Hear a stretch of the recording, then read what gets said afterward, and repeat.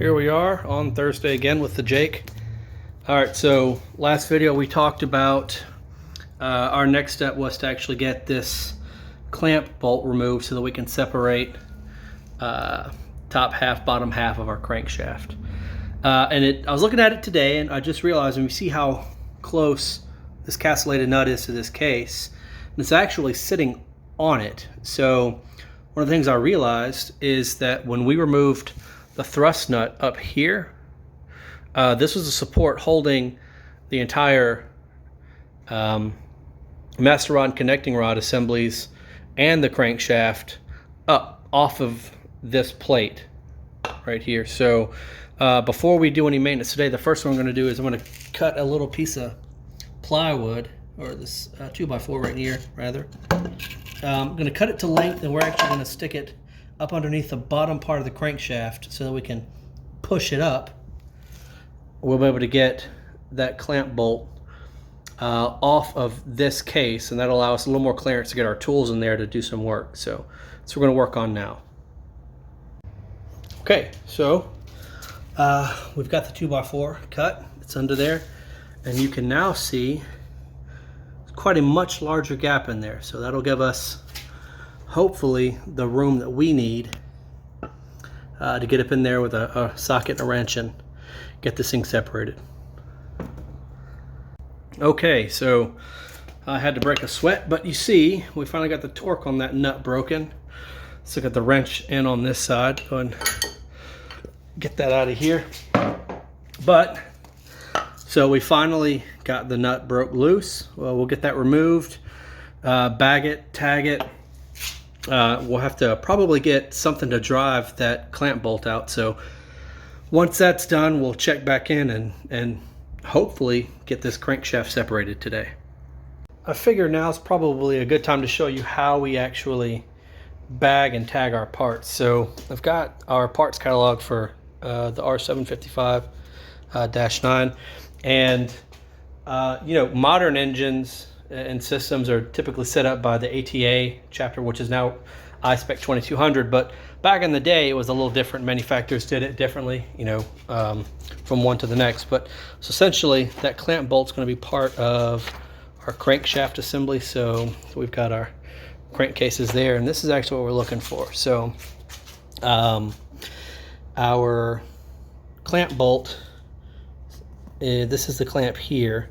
So that's the bolt, that's the castellated nut, and that's the cotter key, which we're actually going to replace because it did not come out well. We wouldn't reuse it anyway. But all that to say, the bolt is R3212, the castellated nut is R3213, and essentially what you would do is you look for those numbers. So we've got R3212 right here. This is the part number for the crankshaft clamp bolt.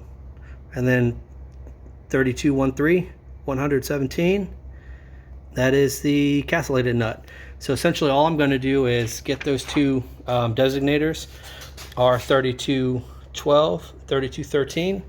Got a bag right here. We'll just write on that bag the parts that are in it. And when we go to reassemble it, we'll have all of our part numbers. This is really helpful in case, you know, you can't read a part number on a part, or, you know, if it wasn't stamped with a part number, you know, you have some way of knowing what the part is when you go to reassemble it. So that's how we do it. We find it in our IPC, IPD, IPB, whatever you want to call it. We write them down, put them in bags, and then they go to either here or here, depending.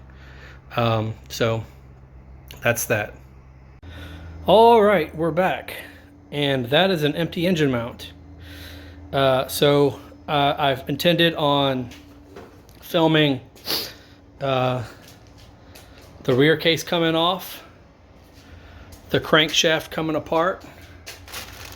So here's the rear half of the crankshaft.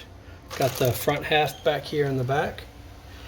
Got the master rod right here, and then all the connecting rods have been separated. So it is middle of August in an unair conditioned hangar, so we weren't all that motivated today to unfortunately film a bunch of the stuff that we're doing, but the engine is for the most part fully disassembled. So there's our engine mount. Got our front half crankcase, rear half crankcase with their oil sump here at the bottom. Got our nose case right there. Got our master rod here. Rear half of our crankshaft with its balance weight.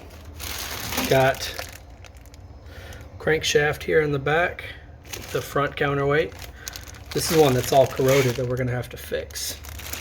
Here's our cam disc. I cleaned this up a little bit today. Then over here in our parts locker, we've got all of our accessories are right here. All of our push rods here, got some oil sump stuff there. Cylinder baffles, and that's the rear accessory case there. Intake manifolds. These are parts of our cylinder baffle ring, and then these are all exhaust components down here. So the next step for us is to basically get all this stuff cleaned, repaired where we can. Mostly that's just going to be, you know, removing nicks, burrs, and high metal from some of these other parts, cleaning them up, getting the paint off, get them prepped for repaint. And then, you know, I'm hoping that shouldn't take more than a month. And then we'll begin the process of reassembling this thing. So maybe I'll go back and do a video kind of showing like pictures from start to what it is today. So it's been really fun, but we're only about, I don't know, maybe 30% of the way done with this project. Another third is going to be the cleaning and painting, and then, you know, the last third will be the reassembly. So thank you for tuning in. There's going to be more to follow.